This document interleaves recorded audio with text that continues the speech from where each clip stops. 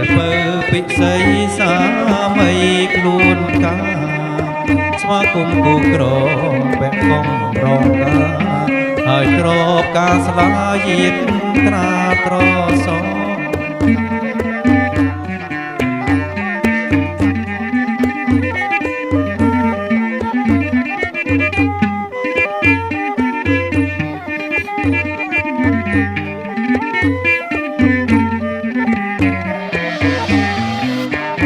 ថ្ងៃជោគអើយថ្ងៃជ័យ